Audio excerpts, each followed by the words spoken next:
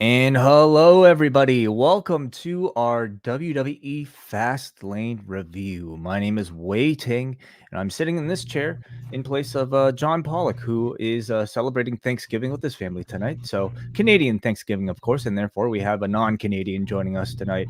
John Siino, the marathon man here at Post Wrestling, really hitting the triple crown these past 2 weeks between NXT, AEW reviews, and now this week WWE. Welcome and thank you so much for making all that time for us, John. Thank you so much for that introduction, Wei. I was going to ask you, I thought John possibly went to a Wu-Tang Nas concert, but I maybe got that confused with last Sunday. Wasn't sure.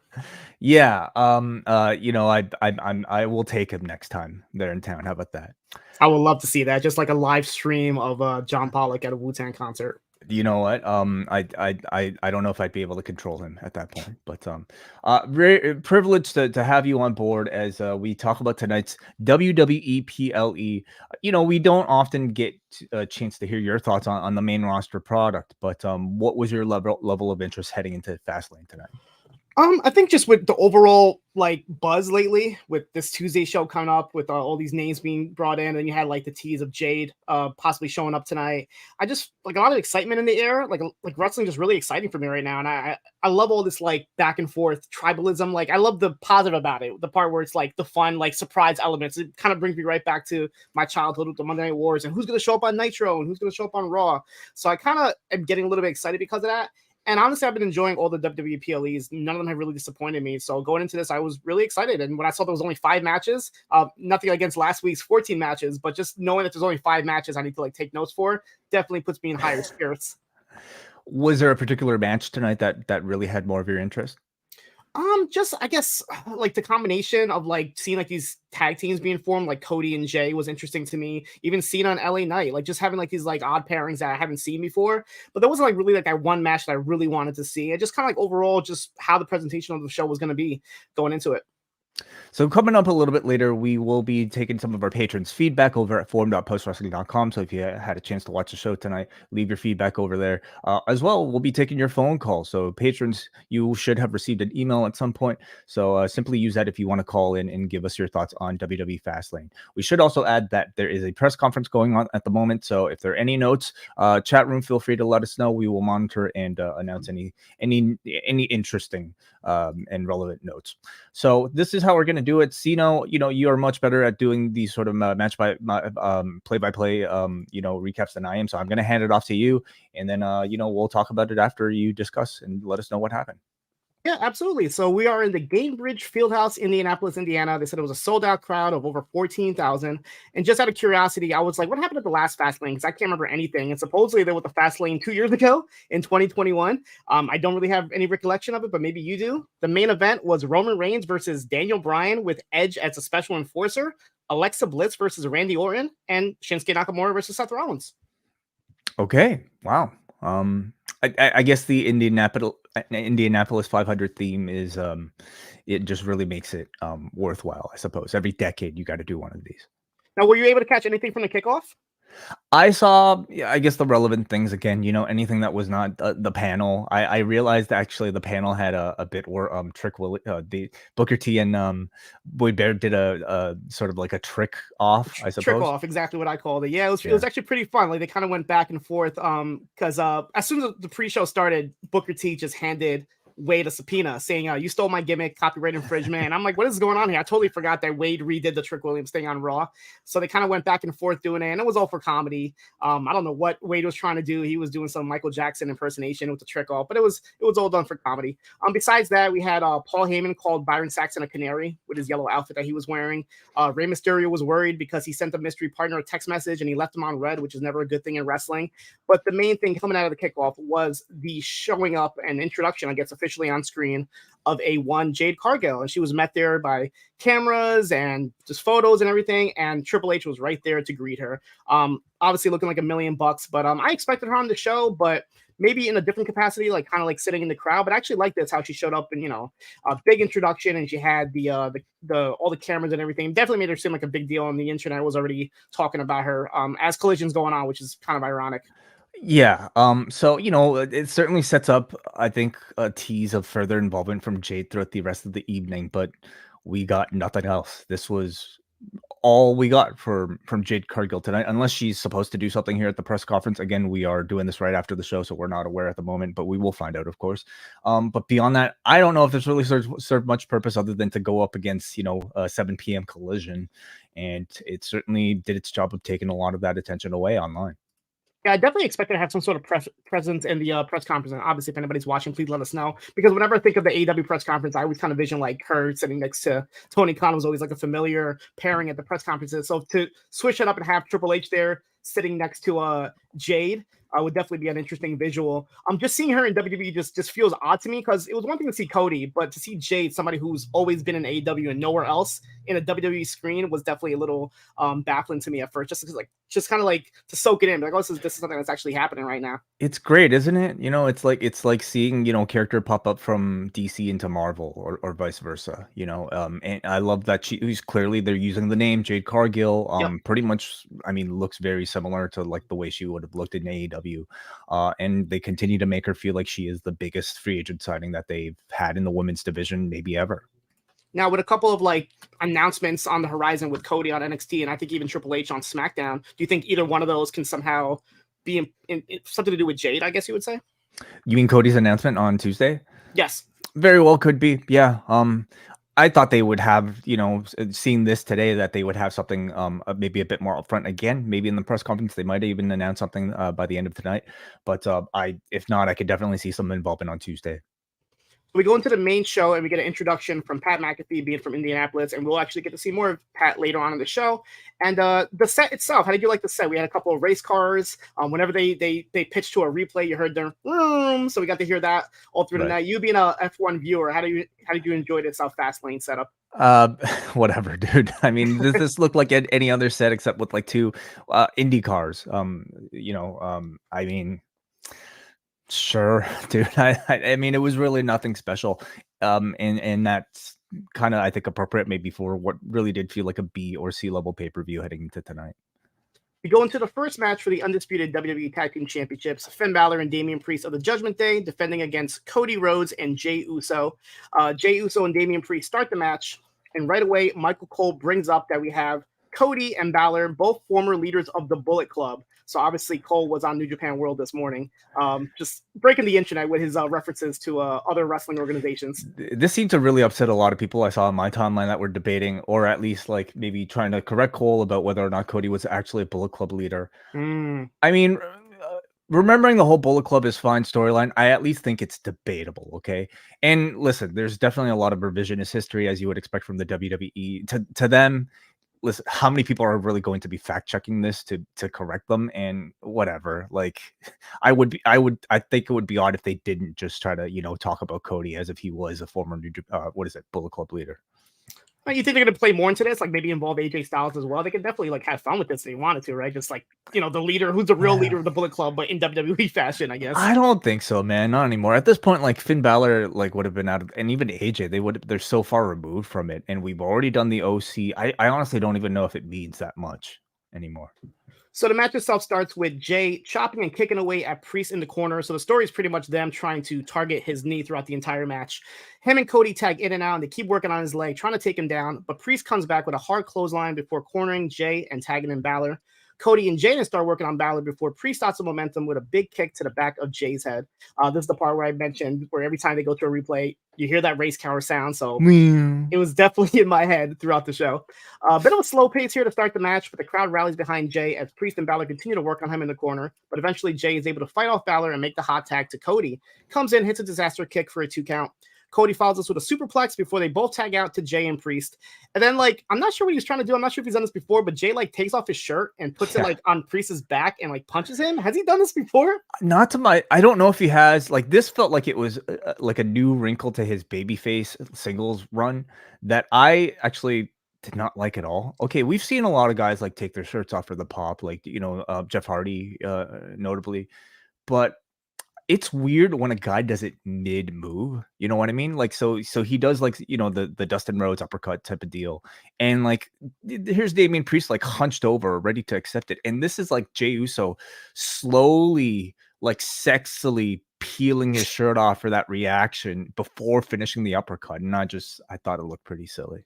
But like, if you're gonna take off your shirt, wouldn't it make sense to just put it on Priest's like head to like cover his vision instead of like he like slowly put it on his back? Used it as a coat rack. Yeah. Yeah, I As guess. a drying rack. Yeah, I didn't really like it, but whatever. Like the people's elbow probably looked stupid as hell the first time as well. That's true. Jay follows us with a top rope crossbody for a 2 count, but Priest comes back with a flatliner for his own 2. Priest then starts mocking the Jay Uso pose here before stopping him on the top rope, and he tries to do the Razor's Edge, but Jay escapes and sends Priest to the outside, where Jay dives onto both him and Balor. Jay sends Priest inside and hits the Uso splash, but Balor breaks it up at the very last second. Cody stops Balor with a Cody cutter as all 4 men are now laid out in the ring. Jay stops a South of Heaven attempt and takes Priest down with a spear as Cole goes right into plugging Roman Reigns for SmackDown this Friday. Michael Cole, being a professional here, only had missed 2 days since starting in WWE. At this point, Dominic Mysterio and Rhea Ripley run down to the ring, and Jay super kicks Dom, and then Rhea starts like flirting with Jay, which has kind of been the storyline lately on the internet, with Jay kind of like trying to kick it to Rhea, but Rhea here showing some signs back. Obviously, this is just a distraction, as Jay he gets distracted here as Priest stops him on the top rope and hits somewhat of a Hurricane Rana. So I'm not sure if this was like meant to intentionally look bad because the story is being his knee, but obviously on the landing he didn't get all the Hurricane Rana. Did you think this was intentional just for the story of the match? I do. I mean, they really used the knee, as a selling point throughout the rest of the match. So I that's all I took it to be. But right away, Balor hits a coup de grace as Cody stops the pin at 2. All 4 men have a standoff before they all go at it. And then JD McDonough shows up and he tries to interfere. Rhea takes out Jay with the briefcase, but he's still able to kick out when Balor goes for the pin. Priest chokeslams Cody on the apron before he starts taking apart the announce table. JD goes to hit Priest with the briefcase, but he misses and hits Priest by accident on the knee. And Cody takes out Priest with the crossroads on top of the table going, I don't think he went through the table. I think he just kind of hit it, just connected with the table itself. Goes back inside and they hit like a 1D Cody cutter combo, which actually looked really nice here, as Cody follows with the crossroads to Balor and gets the surprising pin at 20 minutes and 45 seconds to become the new undisputed WWE Tag Team Champions. Cody Rhodes and Jey Uso. Yeah. Cody finishes the story. I was going to ask you that. Does this count as finishing the story? Because he has 2 titles now instead of 1, right? Probably not. But I mean, the internet was joking about that too. I did not see this finish coming. No, I mean, I predicted that Judgment Day would retain just because they're doing so hot right now. And I would have suggested, because I see Judgment Day doing storylines both on Raw and SmackDown, but it's not like you need these titles to appear on Raw and SmackDown, as Cody and Jay showed us yesterday. But this does at least maybe seem to guarantee more involvement from Cody and Jey Uso over on both brands. So I mean, that's pretty interesting. I also think it builds to a rematch that they might likely do in Saudi Arabia, where I could see the titles just going back to Judgment Day, perhaps. I thought the match itself, this show had a lot of tag team matches.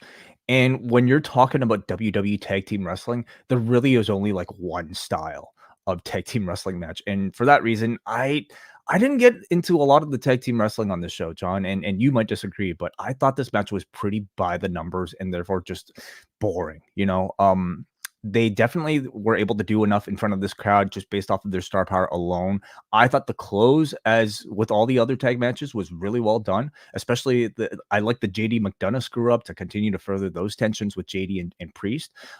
Really cool tag team finish with Cody and Jay. It's really hard to time simply the Cody cutter, but to time it with that flapjack lift as part of the 1D as well, I thought was really, really cool.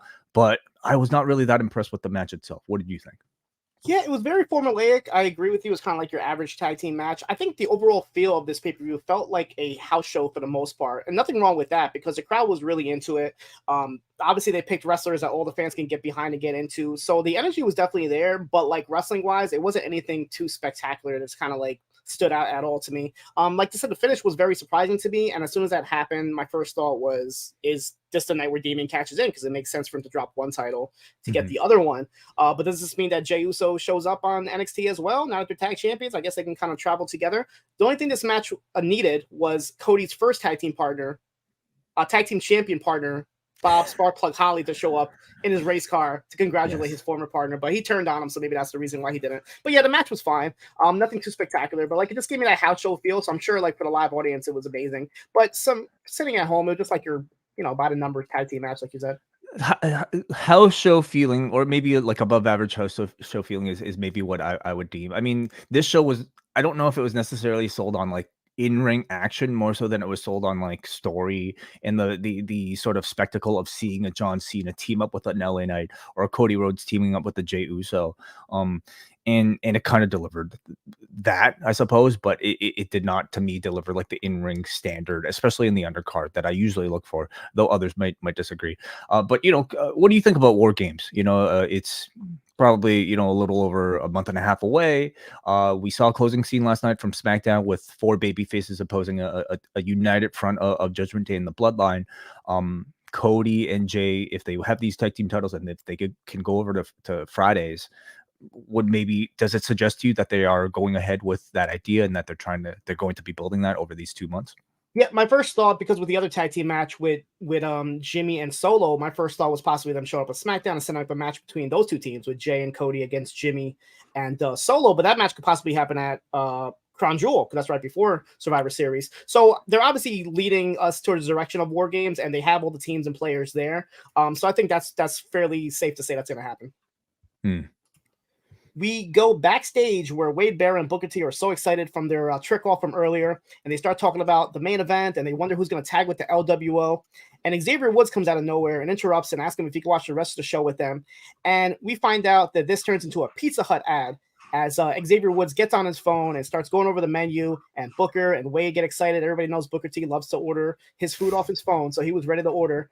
And this turned into a Pizza Hut ad, which we later found out was a sponsor for the show. But yeah, how could they, in the middle of a show, just stop what they're doing and start advertising something? Wait, how do you feel about that? I mean, it's so ridiculously shameless, this type of product placement. I mean, I'm just trying to enjoy content on a Saturday evening. I don't want to be sold anything. I just want to enjoy art for art's sake. But John, I think I would have enjoyed this maybe a little bit more with the use of a VPN, so I can scrub through it quickly, maybe change over to a different country. So I don't even know where I'm going with this, but John, I'm here to talk to you about NordVPN. Yes.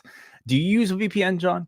I do use a VPN. Yes, it's very useful in a lot of the wrestling that I have to watch from around the world.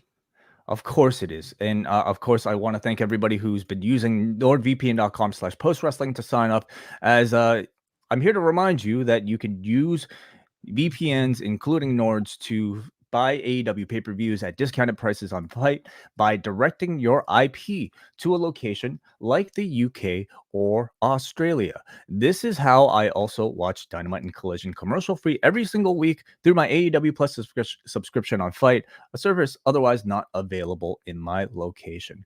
VPNs are a must for anybody with concerns about online security, because if you do any sort of downloading of content, or if you're worried about unwanted tracking from advertisers, ISPs, phishing sites, and hackers, a trusted VPN like Nord's helps mask your IP to protect your browsing.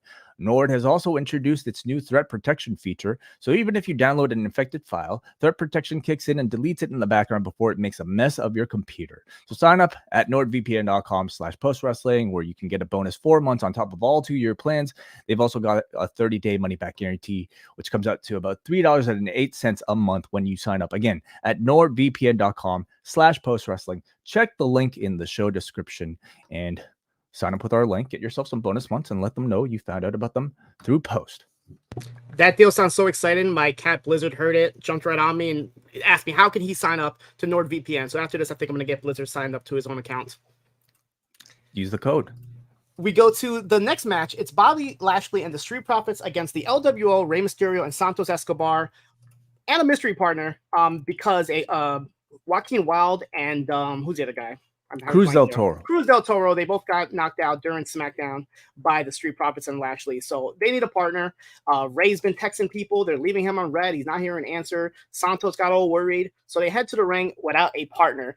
Xavier Woods, instead of ordering pizza, why couldn't he just been like, hey, Ray, you guys are down. I'm not doing nothing tonight. I'm just sitting back, hanging out with Wade and Booker.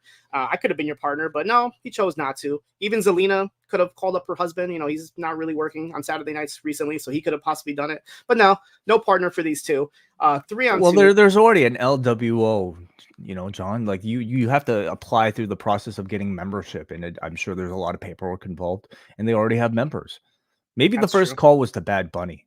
Okay. You think Bad Bunny would leave Rey Mysterio on red? I would hope not. Yeah, definitely. He's very busy. That's true. Lashley and Street Profits all have this matching black and gold outfits. What do you think of this look? Like, it looks good on Lashley, but for some reason, Angelo Dawkins in particular just looks a little odd in this getup, this black and gold. Doesn't really fit them. I feel like they need a total rehaul. It's like they took the Street Profits gear and just kind of changed the colors up a little bit. But I feel like this transformation of Street Profits hasn't really been doing it with me. They should possibly change the music. The music alone shouldn't even, like, I can't even tell these guys are baby faces or heels, first of all. But the music definitely makes it seem like they're baby faces that just happen to be paired up with Lashley. They're definitely heels at this point, but yeah, they're very much, I would still say, in mid transition. I think one of the dangers of completely changing what they have is you end up possibly making them completely generic. So you're already kind of starting to see that because they've taken away the solo cups, they've taken away any sort of dancing, and so they're coming out to the music still, but they're basically like doing nothing. And yeah, like you don't necessarily want the solo cups for the babyface pop, but at the same time, they haven't necessarily replaced it with anything interesting either. So I think they're just kind of caught in the middle of this transition where they don't exactly know what their heel characters are just yet. So Montez Ford and Santos Escobar start the match, and Santos hits a top rope Hurricane Rana. Looked much better than the one that Damian Priest was trying to do earlier. But Lashley breaks up the count. Lashley tags in and tries to put the Hurt Lock on Santos, but he's able to roll out of it. Ray tags in and goes for the 619 on Dawkins, but Lashley is on the outside, and he's able to grab Ray by the leg and drops him on the outside. Lashley and the Profits take turns tagging in and out, working on Ray while going for the pin attempts.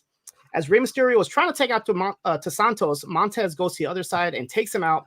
And then Zelina takes out Montez with a meteor off the apron. The heels continue to work on Rey as he notices Santos is not there for him to tag out.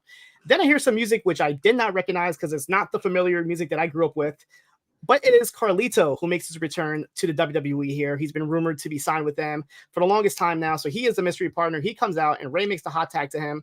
Carlito looking good here, takes out the Street Profits as Santos dives to the outside, taking out Lashley. Carlito hits the backstabber on Montez to get the pin and the win at 10 minutes and 2 seconds. Yeah.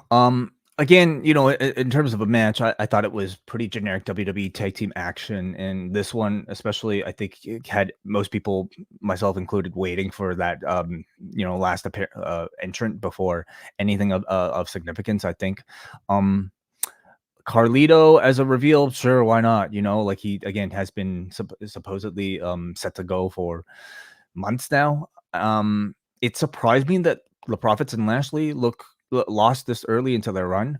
I think it does put a little bit of a damper on how threatening this group should feel, but the feud is to me likely to continue, so maybe ultimately it doesn't matter so much. Do you like Carlito as part of the LWO? I do. That's who I kind of figured going into this. I was like, he was like either him or Dragon Lee, but with the way Ray kind of played it off yesterday, saying I had to call him. Obviously, it wasn't Dragon Lee because he was in the building. So my first thought was it was going to be Carlito, and just knowing that he was going to be there. Anytime, he's been signed back by SummerSlam is what I heard. So I knew it was inevitable for him to show up. But I think SmackDown and being part of LWO was kind of like the foreseen conclusion for his return. As far as the match goes, I didn't really enjoy this match. Probably my least favorite match of the show. It just, nothing really stuck with me in this match. Nothing really spectacular. I don't like when they do the whole, like, we'll start the match without our partner, and then he comes at the very end, fresh from the back and just tags in and gets the pin within like a minute. So because of that, I didn't really like it. But going forward, there's definitely some interesting things you could do with this. You have the whole Santos Ray storyline going on where Santos wants a title shot, and now we're Carlito kind of in the middle. He can kind of be like a, kind of mess up those plans a little bit, maybe mess up the family life that they have in the LWO. So I think bringing in Carlito and him possibly being like a tweener, not really a babyface, not really a heel, can definitely spice up the dynamic in the LWO. Because recently I haven't really been getting too much into the LWO, and I feel like having somebody like Carlito in there can definitely help them out a little bit. I'm interested to see how he fits in storyline wise, with the dynamics that are in play. They're definitely like really slow burning this Santos Ray rivalry, I would say, and we'll see if Carlito might be the one to really kind of ramp it up. Man, the guy looks like a giant in this group, doesn't he? For sure he does. When I met him back in over the summer, right after his like appearance, he was at a House of Glory show, and the rumor was he was going to sign to WWE. Kind of like teased it and talked about it. And just standing next to him, I'm like, yeah, this dude is huge. Never realized how huge he was. He did a backstage photo with John Cena, just kind of towering over him as well. So I'm excited for Carlito. I think he never really got like his fair like a really good run in WWE. I know he had like the IC title, US title, and whatnot, but I feel like now there's a lot more people he can wrestle with and actually like show off what he's able to do. And I wasn't the match itself was actually sponsored by Pizza Hut. We had the we can't what's the slogan? You can't out pizza the Huts. He had that all on the apron and everything. So and this is not all of it, because we cut to Michael Cole and Corey Graves, and they get a delivery from a pizza delivery guy here, and he gives them a big dinner box. Now, what's a big dinner box? I swear this is not a Pizza Hut ad. I just looked this up because I was interested in myself. A big dinner box is 2 medium, 1 topping pizzas, 5 breadsticks, and your choice of oven-baked pasta or wings. So there it is right there. So I was definitely thinking about getting pizza, but I chose not to. I wanted to be a professional and watch and write notes on the show. So this sort of advertising works, is what you're saying? It definitely works. And Xavier Woods shows up and he starts eating. And I thought he was wearing a Ribera jacket at first, but it was actually a Pizza Hut jacket. It looked just like a Ribera jacket. But yeah, just I feel like it's always Rey Mysterio in these matches, right? Whether it's like the Cinnamon Toast Crunch or whatever it is, it's always Rey Mysterio is like the face of these advertising matches. I guess he's a mainstream enough name that a lot of like I don't know, corporate heads might have heard of him, I suppose. And maybe they don't necessarily want to do this with like the main events. Like this is like the part of the show that we're willing to sell out, but not something. I mean, you figure the Cena one too, but maybe there's a lot more. I don't know. Who knows? We get an ad for Crown Jewel November 4th, Riyadh, Saudi Arabia. So it was rumored for a while, but we get the official announcement here going into the show. They show highlights from earlier today of Jade Cargill arriving to the arena, and she gets greeted by Triple H, and they call her the prize free agent get. So definitely making a big deal out of her signing. We go to the next match, triple threat for the WWE Women's Championship. Io Sky defends against Charlotte Flair and Asuka. And during the kickoff, there was actually a segment where Io told Bayley and Dakota to stay in the back as she was going to go out there alone, and she does for the match. As soon as the match starts, Asuka misses Charlotte in the face right away and goes for the pin, but Io breaks it up. And then as Io and Asuka are going at it, they're tending to Charlotte on the outside.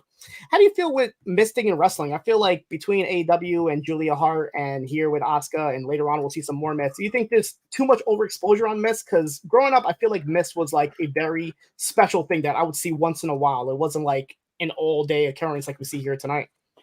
Is there too much misting in pro wrestling? I think it's at the level where it's fine.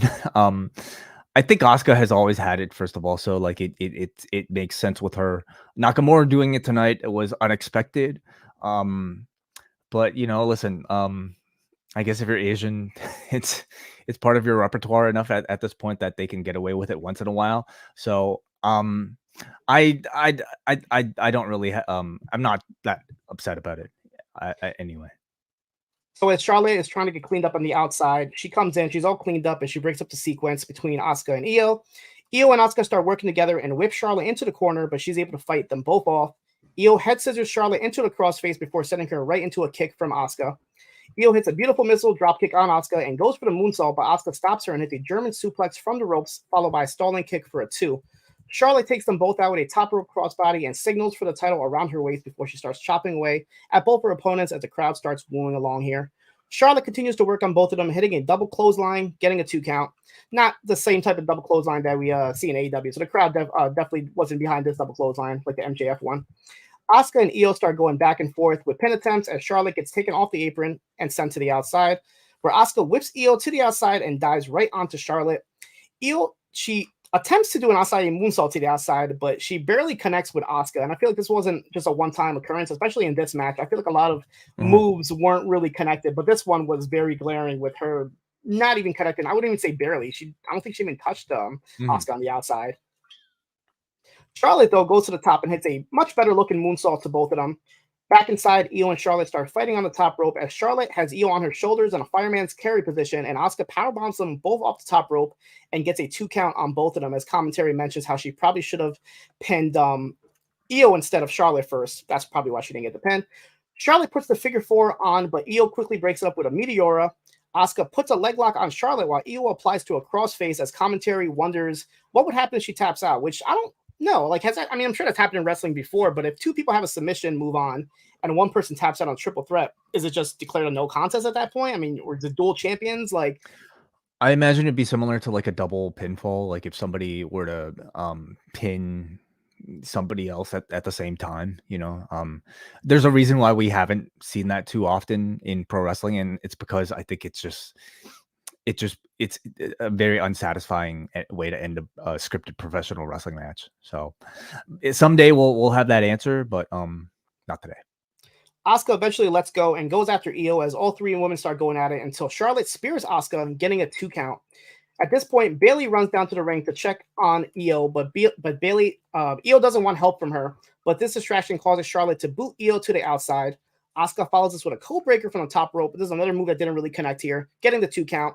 The crowd really starts getting into this match here as Charlotte puts on the figure 8 on Asuka. Bayley gets on an apron to distract the referee as Io hits her top rope moonsault to Charlotte, who still had the figure 8 on to get the pin at 17 minutes and 16 seconds to retain. But we see that during the replay, Asuka was actually tapping out before Io even hit the moonsault, but the referee was distracted. So the story going into this was that there was a submission before an actual pinfall. So Asuka technically did submit, and Charlotte would have been a 15-time champion, but the referee didn't see it, so it doesn't count. And like I said, Io retains here going into this, which I think was the outcome that I expected coming out of this match. Yeah, same. Yeah. I just don't think there's really been enough interest put into Asuka or Charlotte, and they've both been champions so often that I just don't know if there's that much intrigue right now. We also have Kairi Sane about to come in, and I think we have that story to pay off, as well as the Bayley story that we would pay off too before Io lost the match. I thought the finish was really cool. A lot of moves in the match, probably maybe again, like you said, maybe lacking in a bit of tight contact, but I thought the action was really good overall. Despite that, I thought this crowd did not give a shit about this match for almost majority of it. They've done nothing to establish motivations for any of the participants in the match, and therefore nobody in this match felt hot. Nobody had the crowd's favor, and given that lack of attachment, I thought this match went too long. This is like a 20-minute match, Siino. A bit of a dud, in my opinion, in terms of crowd reaction. If you watch it on silent, I think you might have had some enjoyment out of it, but watching it with silence in the audience, I did not think it was successful. Yeah, and I feel like a lot of those moves that they tried to attempt and didn't even connect, you could definitely see the reaction from the crowd because they just kind of like stayed silent for it, and that kind of stayed throughout the match. And then when the ending came, they didn't really care, honestly. But what do you think is the next chapter as far as like damage control goes? Because you had the story where Bayley was asked not to come out, but she did come out, but this time actually helped Io win. So does Io kind of accept that, or is she still kind of like upset that Bayley continually helps her win the matches, and maybe that's something that she doesn't want? They're on the same page now, so it's I guess more push and pull before they eventually get to their program, but it's the type of push and pull that doesn't necessarily have me that interested. I feel like we've all been ready for like Io to really break off it and do something by herself now as a full-on babyface. She's playing very much in this sort of gray zone where she's a babyface to the audience, but within a heel stable, being managed by a heel. And the back, like, to me overall, like throughout this Io title run, it just feels like there's been a real lack of momentum about where it's all headed. I don't think Io is any more over. To me, like, she was most over in the title challenge against Rhea Ripley at Backlash, and was that Backlash? Puerto Rico? Yep, Backlash. Yeah. She was way more over there than she is as champion. I don't know if you agree with that, John, but I just I haven't felt much like forward momentum in this like entire damage control sort of like title narrative at all. Yeah, I wonder if like the Dakota injury might have like slowed down plans a little bit. Like I feel like maybe they were leading to something, possibly a tag team match with Kairi involved, but because of the injury, I know she's like long ways away from being cleared, but possibly that's the reason why this story's going a little bit too slow for me, because it's like 1 week they're on the same page and they're not, then they are. It kind of like it feels like they're just like kind of like stalling too much here with this damage control. It's why I wasn't really happy to see them like, have Bayley and Io be friends again after this, because it just means we're going to extend this thing that much longer. So they need more people. They need to build more people. I thought we would actually get some Jade Cargill, like something in this match, whether like they would show her watching somewhere or, I don't know, even hinting at something else. But really, we got nothing. So I guess she was here to meet Triple H in the back.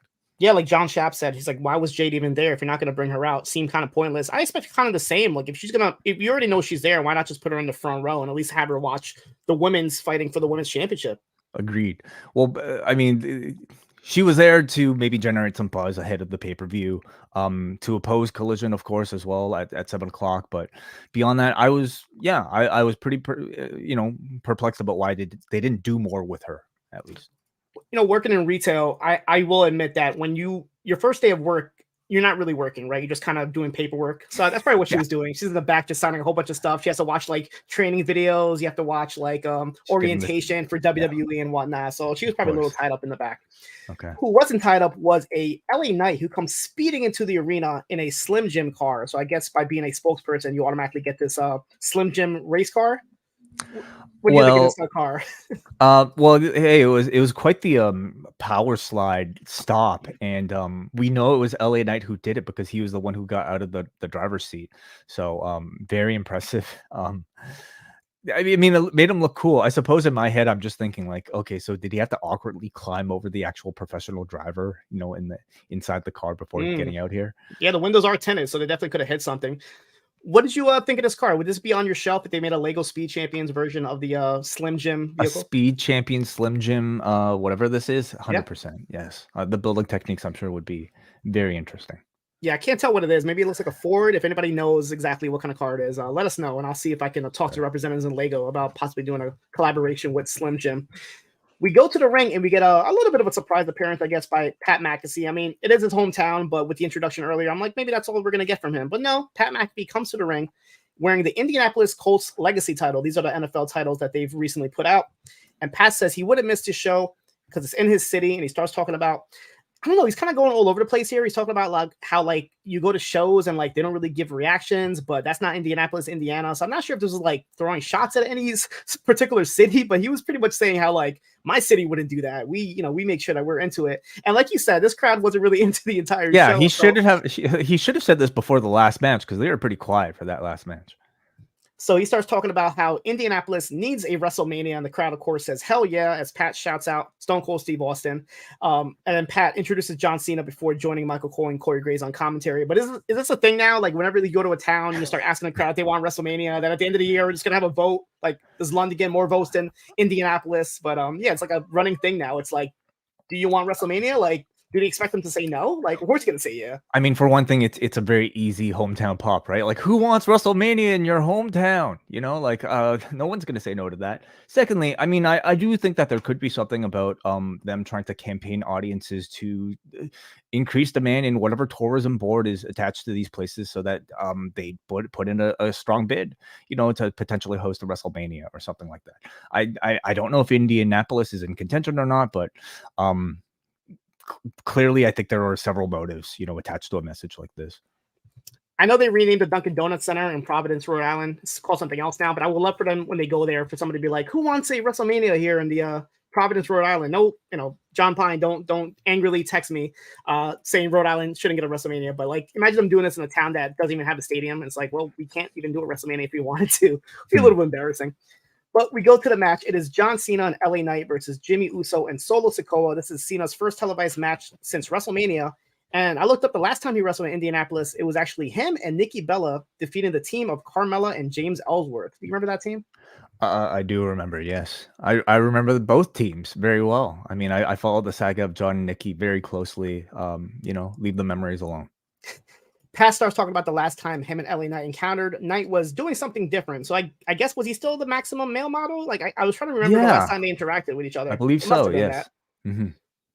So Jimmy Uso, who's on SmackDown, comes out decked in red, while Jay Uso, who's on Raw, was wearing all blue earlier. So a little confusing. Not sure if they got their wardrobe mixed up or whatnot.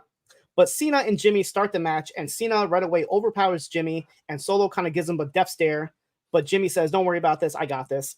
Solo eventually does tag in there and starts taking down Cena, as now him and Jimmy start double teaming on him.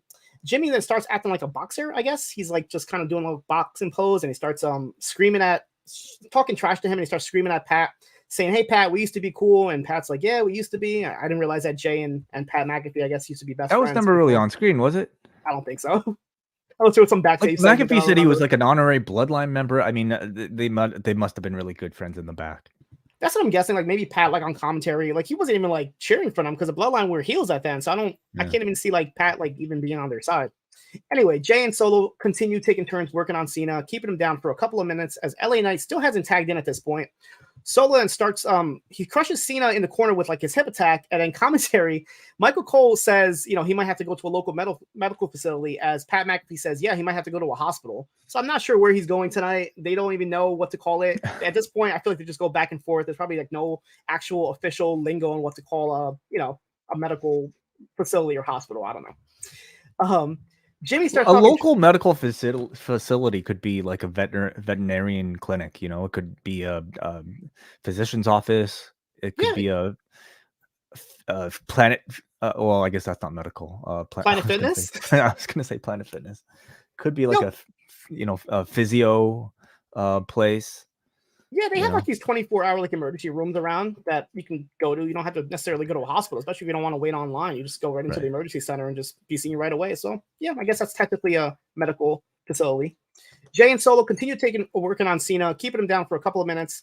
And Jimmy starts talking trash tonight, and Cena is able to take out Jimmy with an attitude adjustment, but he falls down because he's been in the match for 10 minutes at this point. He's all fatigued out. Cena crawls over, but he's stopped at the very last second by Solo, who drags Cena back over to his corner. We see Paul Heyman ringside, and it looks like he's like talking into his phone. So I'm not sure if he's like leaving voice notes or if he's actually having a conversation with Roman Reigns. But like, does Roman Reigns not have Peacock? Is he not watching this, or he'd rather just listen to like live notes from Paul Heyman than actually watching the show? I'm not sure. He's got better things to do. Clearly, you know, he's watching Collision, and then he's just like watching whatever sports competition that there might be. So Solo then starts doing I guess you can call them bonsai drops. Like it's not necessarily the same force that Uncle Yoko used to do, but he's pretty much doing like these mini bonsai drops in the corner. But on the third attempt, Cena puts his knee up and finally makes the hot tag to Knight after 13 minutes.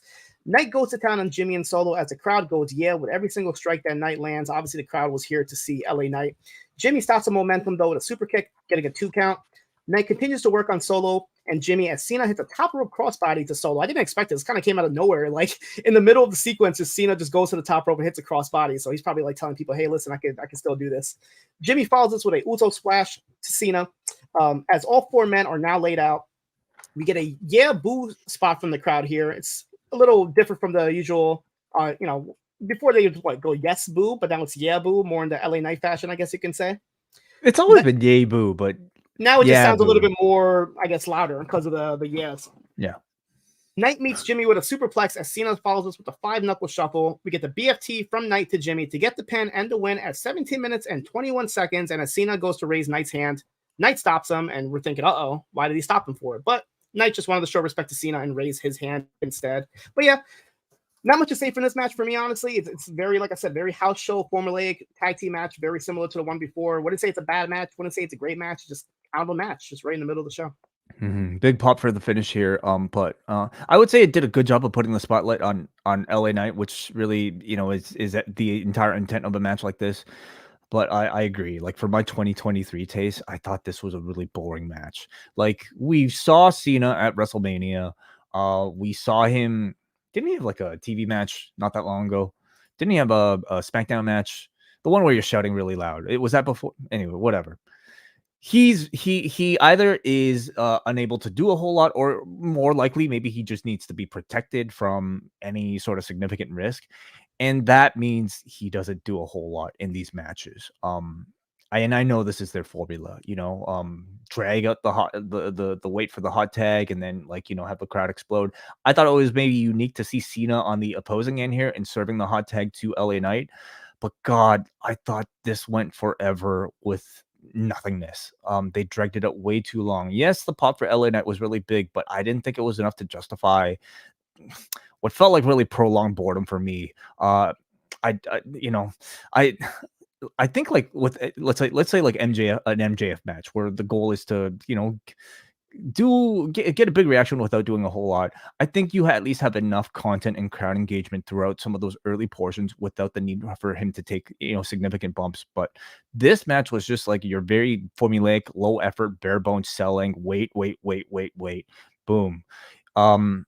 it was just not enough for me as a wrestling fan in 2023. As a business, I respect it. They managed to get by, by promoting a John Cena main event, basically, for the promotion of this pay-per-view. But coming out of it, I left pretty unsatisfied. You know what this felt like? Like even more than the house show match, it felt more like the dark match, like after a SmackDown, where it's like you're just doing a match just for the crowd. You literally had 13 minutes of Cena just selling till he makes the hot tag, and then LA Knight within 2 minutes comes in, hits the move, gets the win, and the crowd goes crazy. It just this whole show, like I said, it wasn't a bad show. It just felt like a very B-level show. Like when they used to do the brand split, they had those like SmackDown only shows or Raw only shows. It kind of felt like one of those where it's like nothing tonight's really, nothing really matters tonight, honestly, but it's just giving the crowd what they want. But from a viewer at home, you're just kind of like, well, this kind of feels like, a SmackDown, honestly. I think Knight definitely like benefited from this tonight, being in the ring with Cena and feeling like he was the star of the match. Like with Cena basically like kind of playing the person who was more of a sidekick to LA Knight rather than, LA Knight being the sidekick to Cena, I thought. And I think like working with a John Cena style is going to really benefit LA Knight a whole lot because, let's be honest, in ring, he's not very spectacular at all as a performer. And I would say the same thing at least about his moves and offense. I would say the same thing about Cena. So learning how to sell for 13 minutes, I think is ultimately going to really help LA Knight, get those main event matches too. So what would you do for Cena for like a Saudi Arabia show? Would you put him in like another tag match or a singles match? Don't you think Solo is the direction right now? Him versus Solo in 1-on-1? Mm-hmm. Yeah, I mean, like I thought they would possibly go like Jimmy and Solo against Jay and Cody in a tag match. But yeah, I guess you could do Solo versus Cena in a singles match. It just feels like they teased that showdown for a whole lot. At the same time, I don't really want to see a solo or like a single Cena match. If it happens, I hope it's just complete like domination from Solo Sikoa.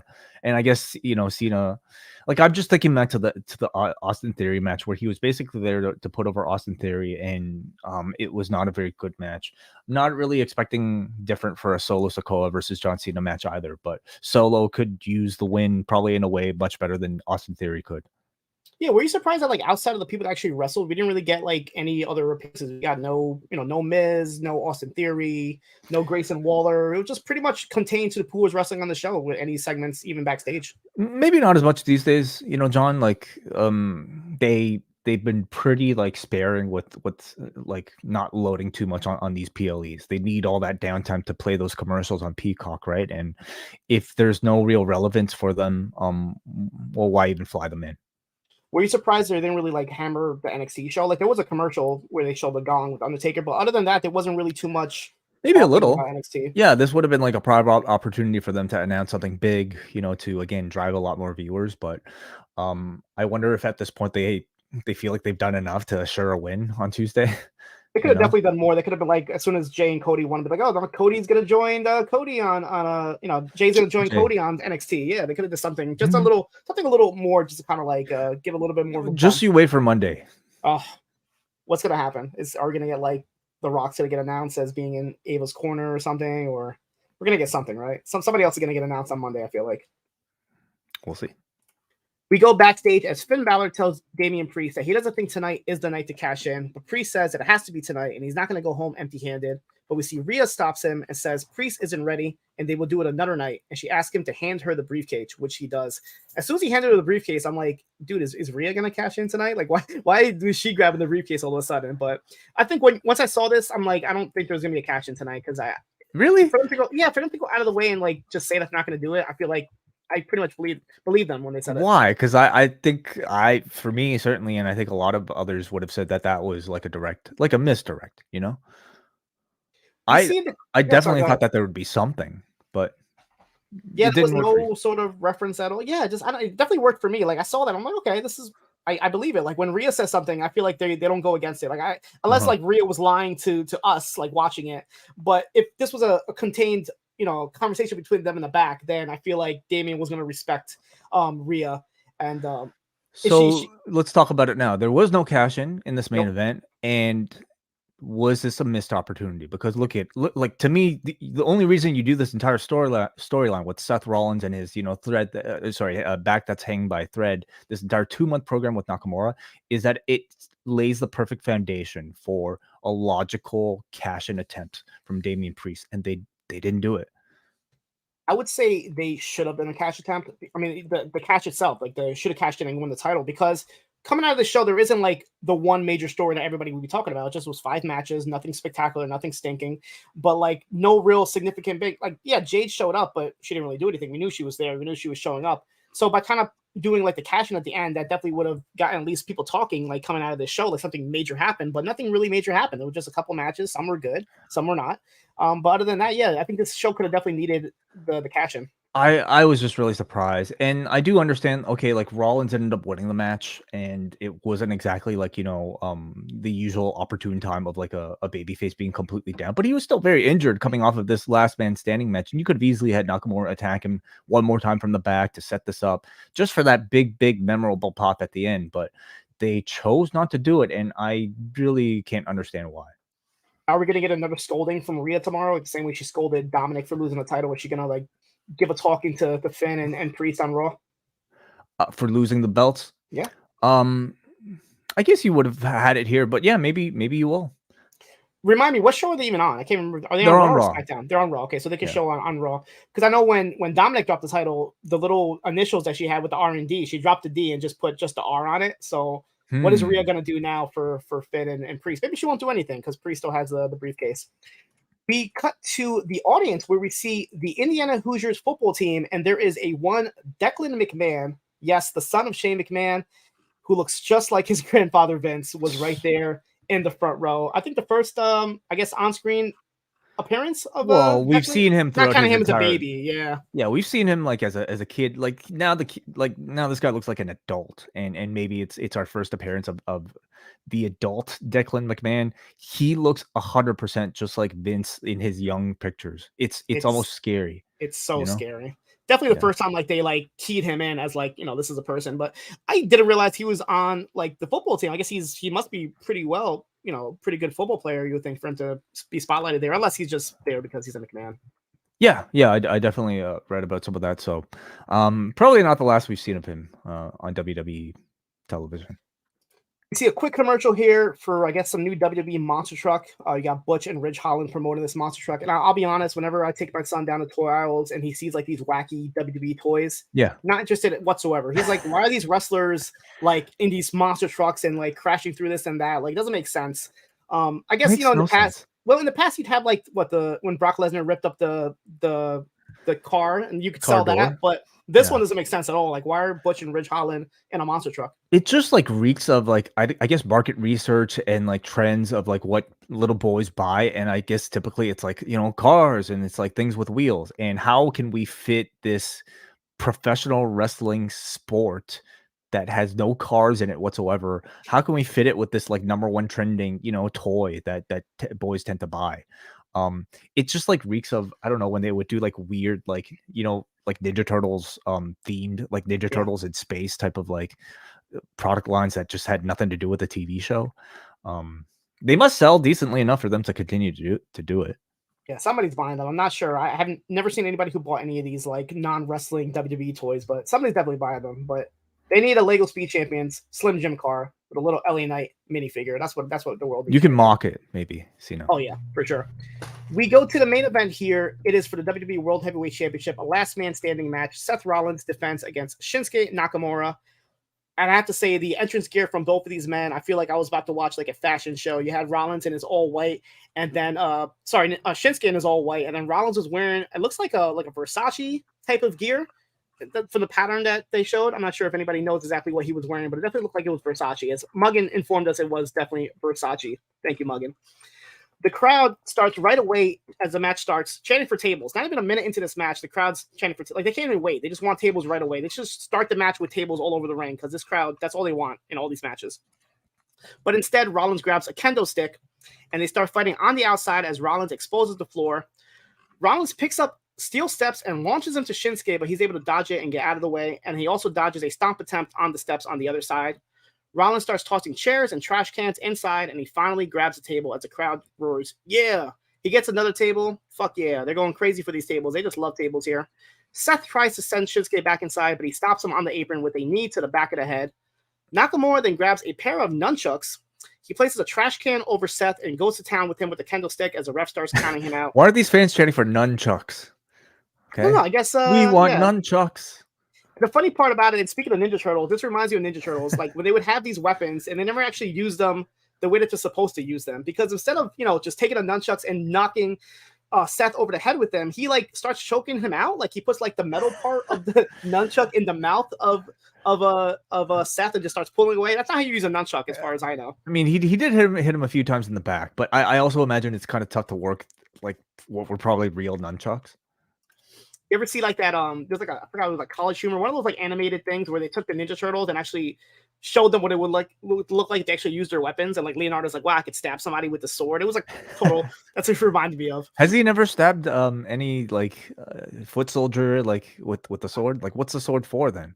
Maybe swords. Maybe Muggin can inform us, maybe in the comics possibly, but I remember like the cartoons, they were never allowed to show too much violence. They could never use the weapons. Same way that like Spider-Man wasn't able to like punch people with his fist. Must have been really the comic then, like where they could be a lot more adult, like the original. Yeah. Why give them all these weapons if they can't even use them the right way? Well, they're just cool, right? Who didn't want a sword or size? Seth starts swinging away with the kendo stick, and he takes down Shinsuke with a running knee, heads to the top rope and hits a frog splash, but Shinsuke gets up at 8. Dodges Rollins and uses the kendo stick on him with a running knee himself. Shinsuke picks up the table and places it in the corner and crashes into it as Seth dodges, but the table doesn't fully break. It just kind of cracks a little bit.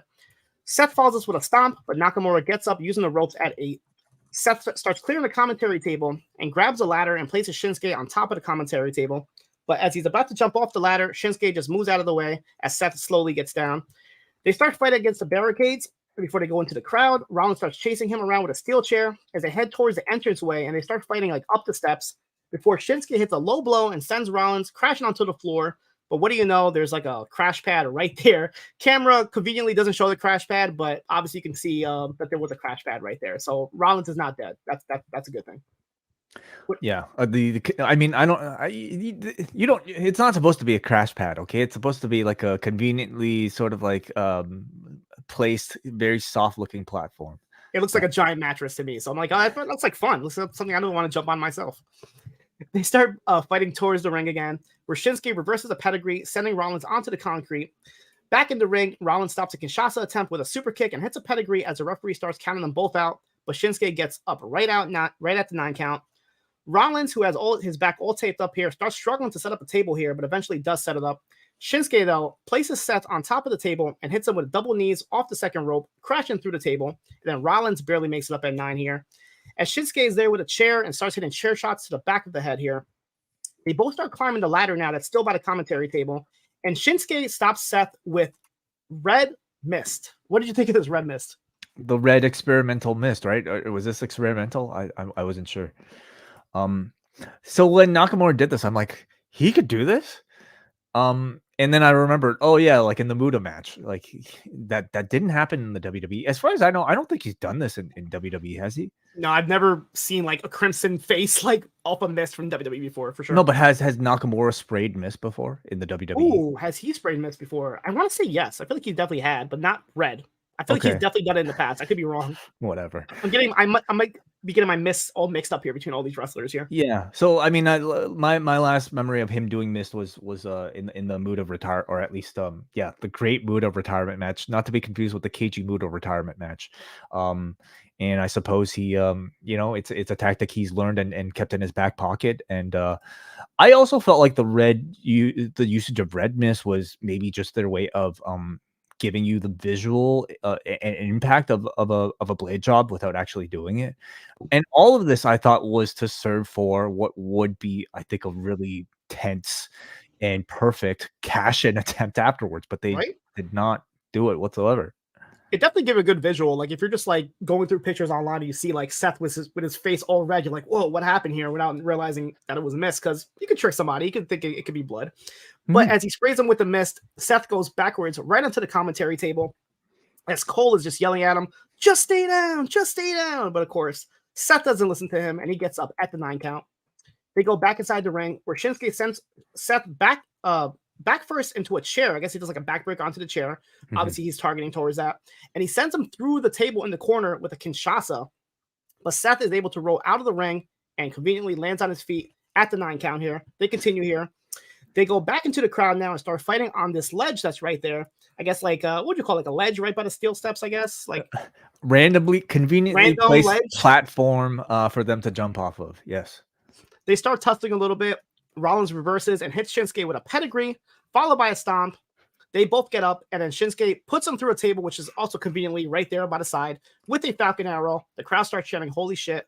Both men struggle to get up, but Seth barely does at the 9.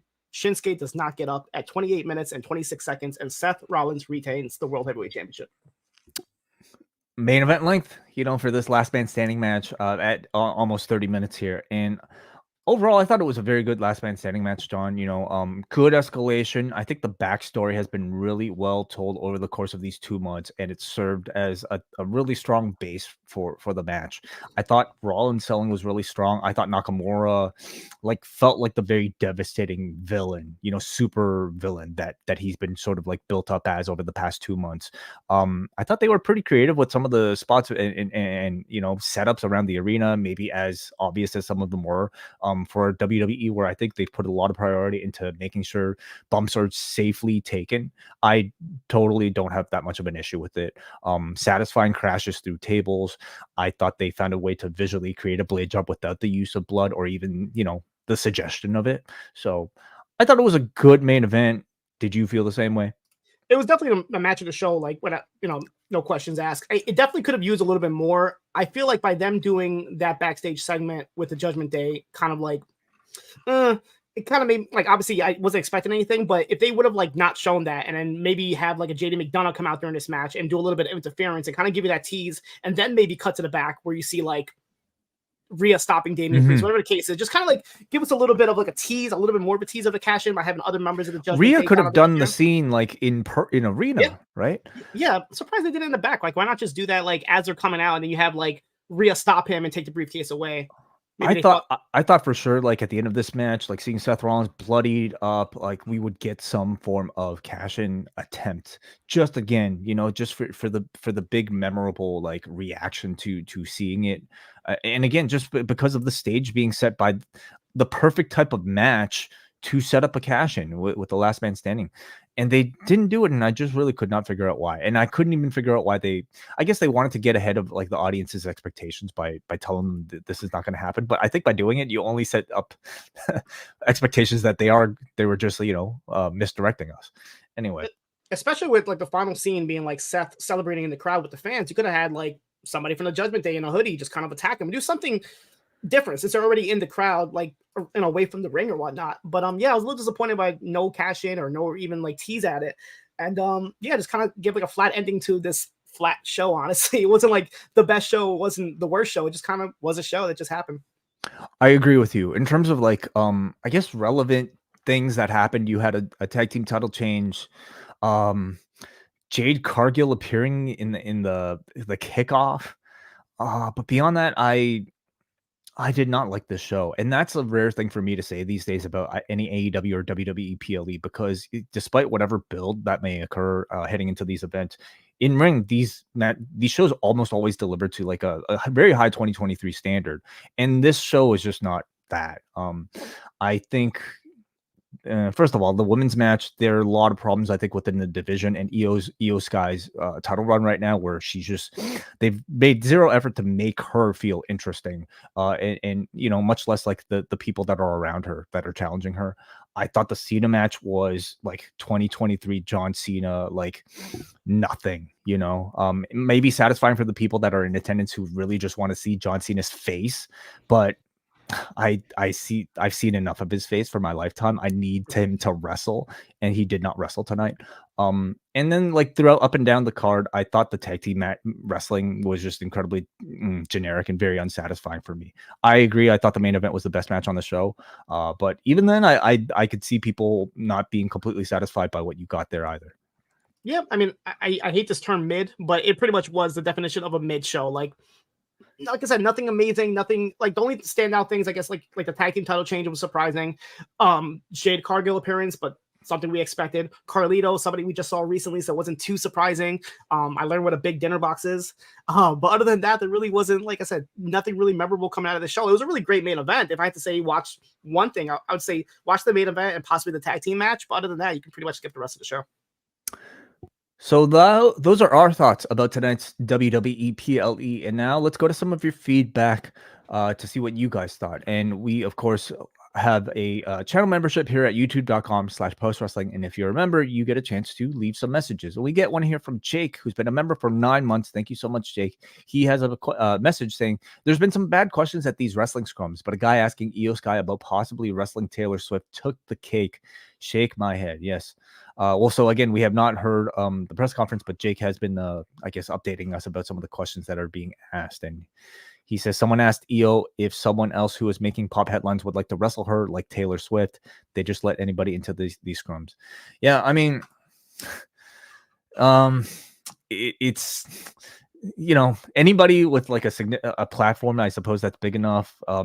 Maybe WWE will just let in. I don't even know if they have certain expectations about like hard-hitting journalistic questions at these as much as they just want press, right? Even from like, people that you would categorize as fans.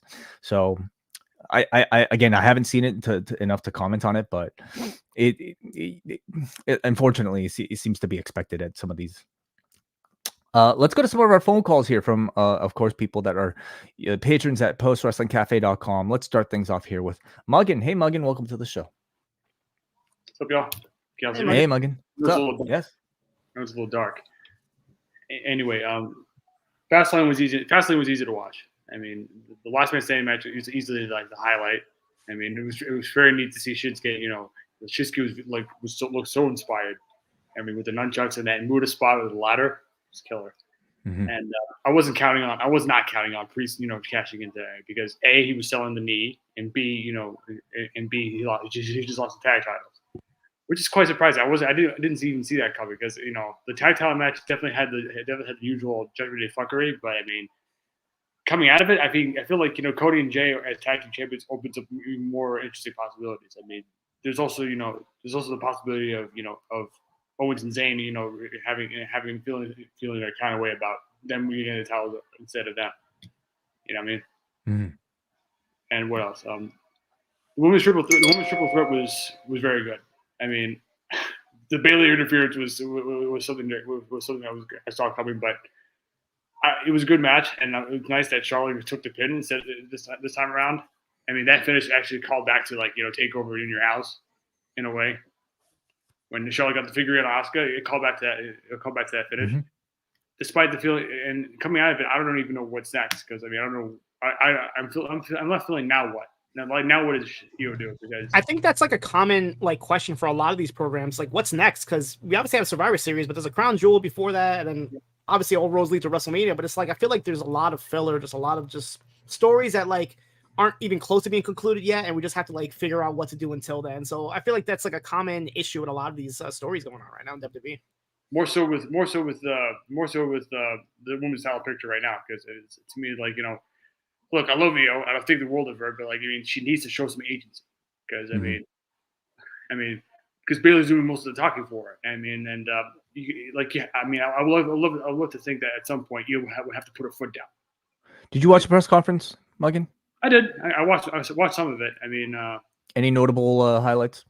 Cena mentioned something about the SAG-AFTRA strike, saying that once that's done with, he'll go back to work because hence the reason he held back in that tag match because mm-hmm. It was I didn't have that high expectations for that tag match, but I mean it was meant to showcase LA Knight and they did. That dude was over like Rover. And, I mean, yeah, it did a good job of showcasing LA Knight, but it made you wait 15 minutes for it, and I don't think that was necessary. I understand why he's not here to take major bumps. He's not doing anything that risky. Right. At the same time, I wouldn't have the match go that long. I also I would even hesitate to like advertise a wrestling match if the guy can't even necessarily wrestle. Like, I mean, again, this is maybe I'm a minority speaking because I think a lot of people are perfectly satisfied just being able to see John Cena on a pay-per-view even do a very bare bones type of wrestling match. I guess with as much wrestling as I watch these days, I'm not one of them. I mean, this whole show felt like an in your house type of show. Sure. Thank you, Muggin. I'm looking forward to Tuesday because to me, like Tuesday is where shit. Tuesday is the main event. I'm looking forward to Tuesday way more than I was tonight. So thank you so much, Muggin. Appreciate it. Let's go up next to Brian. Hey, Brian, welcome. Hey, John Way. Thanks for the review. I thought the show was just okay, but it was largely B show. I think there were stronger finishes than matches. And the most interesting thing to me about the Judgment Day are the breakup teases, because otherwise the frequent interference finishes in their matches have been beyond stale for me. So it was nice to see it backfire here. So it's a very surprising title change to me. And I thought the main event was really good. What did you think of Michael Cole's commentary during this match? Because he really laid it on thick. For what? Laid what on thick?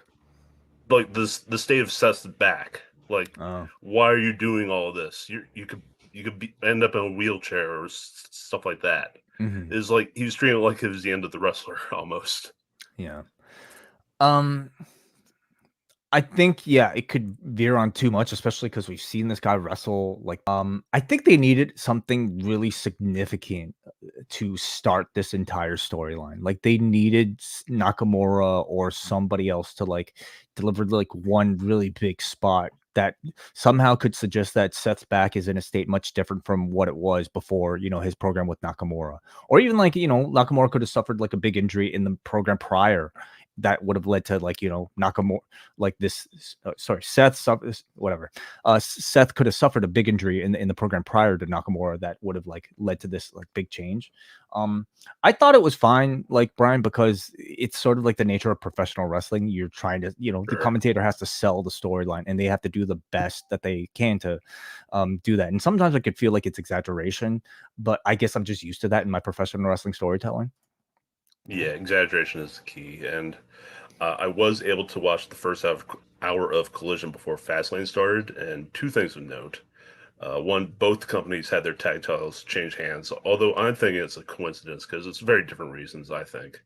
And also, aside from Rollins and Nakamura, I thought Bryan Danielson versus Kyle Fletcher was better than anything on Fastlane. Yeah, I can see that. And just a quick question before I go. John, yes. Have you seen any Predator movies? I've seen all the Predator movies. I've seen Predator, Predator 2 with Danny Glover, The Predator, Predators, Alien versus Predator, Aliens versus Predator, and Prey. Do you have a favorite of the group? Oof. I mean, the original, the OG is really good. It's probably the best, but honestly, I like the prequel that just came out, Prey. The one that came out like last year. That was really good. That was like one of my favorite movies I've seen in the last couple of years, honestly. But all the other ones are kind of like, not so good. Like the Robert Rodriguez one was kind of a flop to me, and the Alien vs Predator movies were just more comedy than action. So yeah, the original one and the newest one, Prey. Thank you very much, and thanks again, guys. Thank you very much, Brian, and thank you for the love for our Predator review, of course, which you can hear at the Pro Wrestling Cafe, where John Pollock and myself went back to 1987 to talk about Arnold Schwarzenegger. Who else is in this thing? Jesse Ventura, Carl Weathers. Thank you very much. In Predator, a very enjoyable review. And speaking of the Post Wrestling Cafe, you can catch John Siino there every Saturday. You can catch Bruce Lord and Kate from Montreal tonight talking about the aforementioned edition of Collision featuring Bryan Danielson versus Kyle Fletcher and FTR versus Ricky Starks and Big Bill. Let's continue with these phone calls and let's go to Hansi. Welcome, Hansi. What's going on, man? What's going? I didn't expect John Cena to be here, but I was pleasantly surprised. I hope Paul's all right, man. He's perfectly fine. We've in fact like mentioned this throughout the week, and I even mentioned it at the beginning of the show about why Pollock's not here. But it's okay.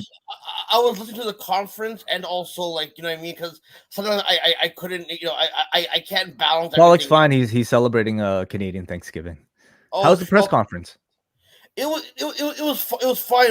I mean, the basic notes of what Morgan and everyone else told you. It was. I thought that they're gonna do something big where they're gonna have Jade show. I honestly I would have had Jade.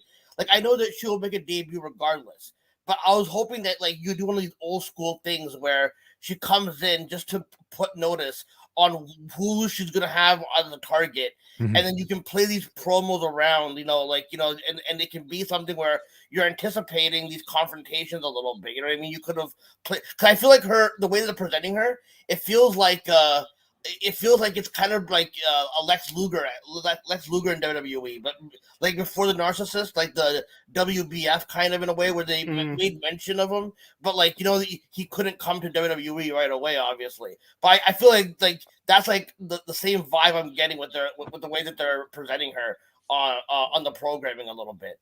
Was there was no reference of Jade at all in the press conference? Like, was Hunter out there talking about her at all or anything? Well, like but by the time Hunter came out, then I kind of opted to go to your guys' reviews. Gotcha. Because like it just after that Taylor Swift question, I was kind of out of it. You know what I mean? I was like, if you do it, AEW ones at least I can get like some semblance of like sanity with those ones at least. With these ones, are just over the top people just asking.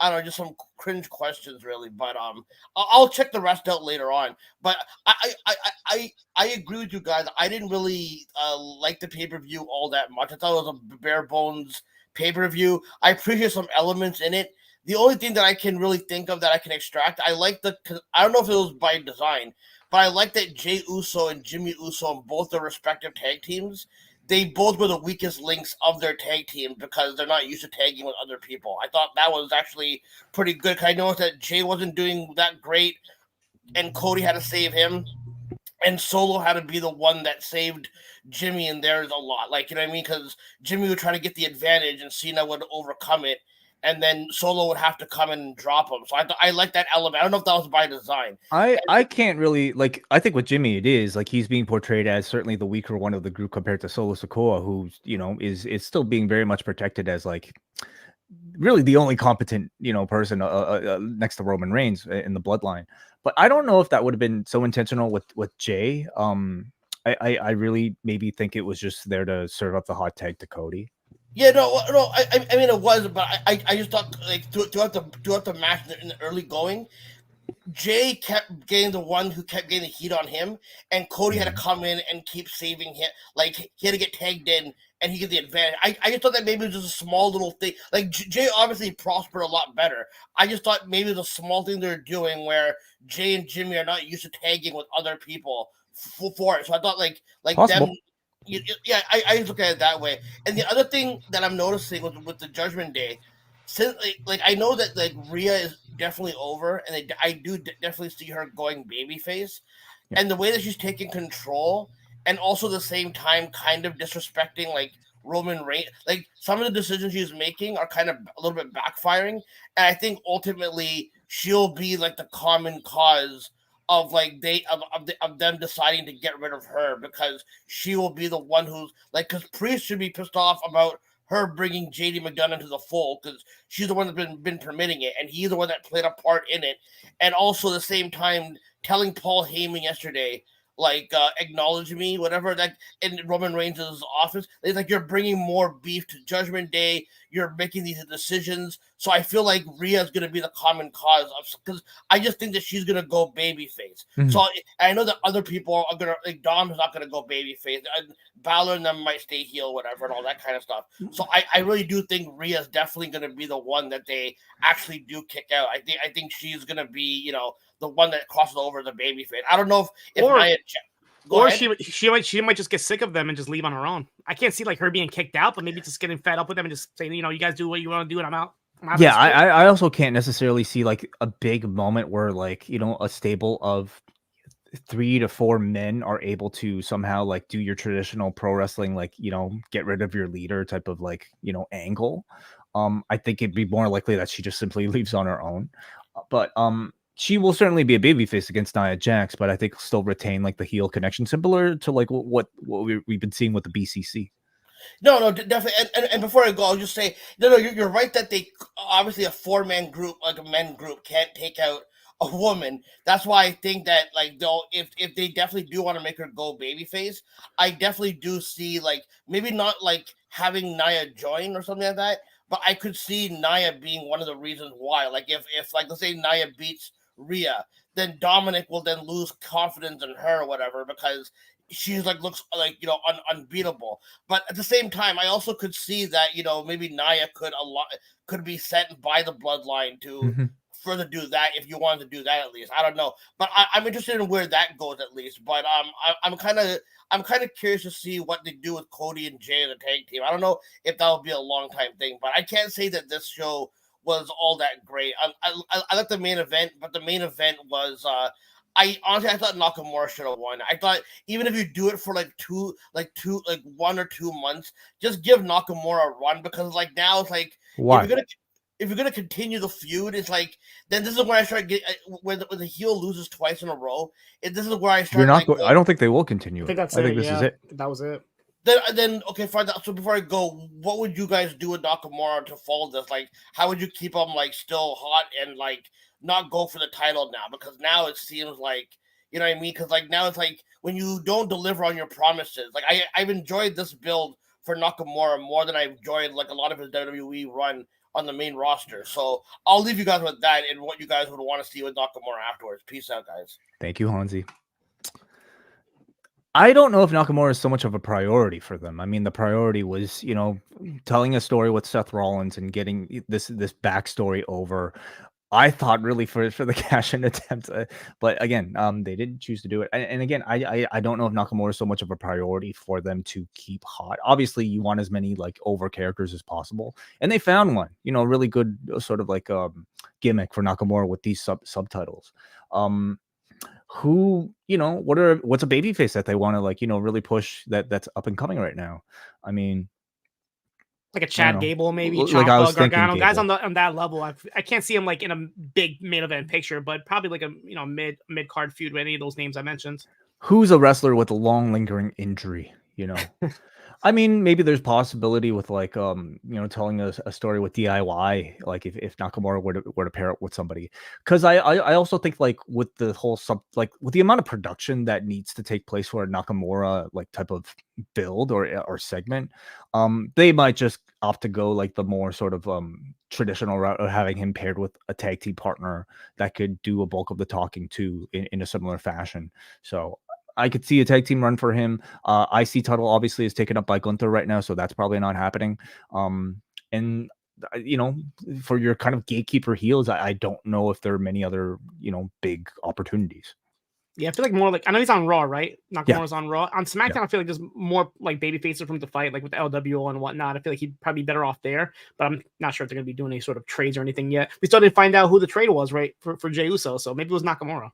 Maybe that's Cody's announcement. I do like what Hansi was talking about with the Jay and Jimmy being like the weak links, because they definitely brought it up during the kickoff. They were mentioning, I think somebody had asked Booker T, like, hey, you've been in a tag team with your brother for the longest time. How does it feel like when you guys broke up and he had to team up with somebody else? And he definitely made it seem like it was something difficult to do. So that's something I could definitely like talk about going into the story. Like, I mean, they won the title, so he obviously wasn't too much of a weak link, but they could definitely play that up if they want to. Okay, let's go to what are they going to call themselves? Like if they have a tag team name, what do you think? Let's see, Jay and Cody, Jody.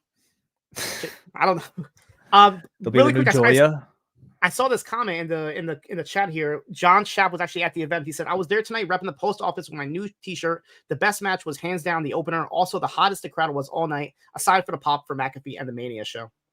All right, cool. Thank you so much for repping us. Really appreciate that. Let's go to feedback from forum.postwrestling.com, and let's start things off here with Jay from Colorado, who says, I really can't figure out what the point is keeping the title on Seth unless it was for a Damian Priest cash-in. I really thought they were serving us earlier with Priest having the case taken away. Honestly, it was the weakest PLE of the year, in my opinion. But if I could say one nice thing about it, it was that it was short, and I will never complain about that. I mean, it's not so short if you're watching in real time, Siino, like there's a lot of dead time throughout these. So if you're watching it like after the fact, if you could zip through all the video packages and commercials and or on Peacock and all that, yeah, this was probably a pretty quick watch. I was actually texting my friend. He was like, "Oh wow, it's only 5 matches on this show. That's going to be a much quicker show than last week's Wrestle Dream, right?" And I was like, it should be. And then he texts me like towards the end of the show. He's like, why is your show 3 hours long? It only had 5 matches. Why did it take so long? And I'm like, well, you have the entrances, you have the backstage segments, you have all this stuff that AEW doesn't do. They could just have match to match to match on their shows, while WWE has all this outside of the ring stuff that they still need to throw in. You got the packages for the matches, a lot, they have to do to fill out the time. Plus, if you're gonna spend all this money to go to a show, I feel like you want to be there not as long as you can, but get your money's worth while you're there. Mm-hmm. Would you like to read the next one, Siino? Sure. We have Manny from Pacoima who says, pretty okay show. The opener was probably the highlight of Fastlane. Everything else was okay. Cody finished his story, and now as a tag champ, he can show up to foil the Bloodline anytime he chooses. Jay feels like such a big star, and Jimmy just feels like he's just there. Was pretty disappointed with the finish to the last man standing match. Seth took all the punishment just for Nakamura to lose to a Falcon Arrow, but shout out Carlito. Carlito came in late, took no bumps, hit his finish, and didn't even hit the group pose. Just hit his music and got his coin. What a worker. I guess so. I mean, he put a lot of work into his body, certainly. Like that was the statement that he made, I think, both at Backlash and also tonight. It's the fact that the man looks jacked and way bigger than he did in his first run. And that drop kick looked really good too. So, I mean, he definitely put work in, even though you might not have seen it tonight. Okay, well, let's end things off here with Jesse. Punctuationless from Cincinnati, who says, I'm glad once again the WWE PLE is close to my city, even in Indy. Hope McAfee help gets okay, I'm done. I'm sorry. I can't tonight. So thank you everybody for listening to our WWE Backlash post show. Does Jake have another thought? Yeah, there's another note from the press conferences. Triple H was asked about Edge Adam Copeland and wished him the best and agreed that he has done everything in the WWE and felt it was time to go their separate ways. So nice for him to address him. Yeah, seems consistent, I guess, with Edge's story of WWE not simply just not having that much for him, or at least not as much as he's willing to take on. So that is it for tonight. Again, check out Collision Course right now. Check out Collision Course, where John Siino is usually in that chair every single Saturday with Kate from Montreal over at postwrestlingcafe.com. We released a lot of great shows over the past weekend. And again, the review of Predator. We have, of course, Rewind to SmackDown, where John and I went through last night's edition as well. Tomorrow, we have the return of MCU Later with Rich Fan and WH Park talking about Loki. Did you catch the first episode, Siino? I did. I was highly looking forward to it. I love the first season of Loki. So I watched it as soon as I can. I love how it's like on Thursday afternoons at 9 p.m. It's like a perfect time for me. There's no other wrestling for me to watch at the time. So just throw it on and watch it. And I really enjoyed it. I love the little post-credit stinger. And I'm looking forward to the rest of the episodes of the season. We have on Monday a New Japan Pro Wrestling Destruction Ryogoku post show with Karen Peterson and Bruce Lord as well, coming out over in the Post Wrestling Cafe. So sign up right now, postwrestlingcafe.com. $6 a month gets you audio and video as well, right into your feed. So thank you all you guys for your support, and a huge thank you to John Siino for really being the marathon man over these past 2 weekends, especially on your birthday weekend, no less, last week. So happy belated birthday to you. Thank you. Appreciate it, Way. Anytime you guys need me, throw up the post signal in the sky and I'll come over. And thank you guys for watching us live over at youtube.com/postwrestling. Give us a subscribe. We're trying to get to 15,000 subscribers. So until Monday, I suppose, we will talk to you then. Take care. Happy Thanksgiving. Bye-bye.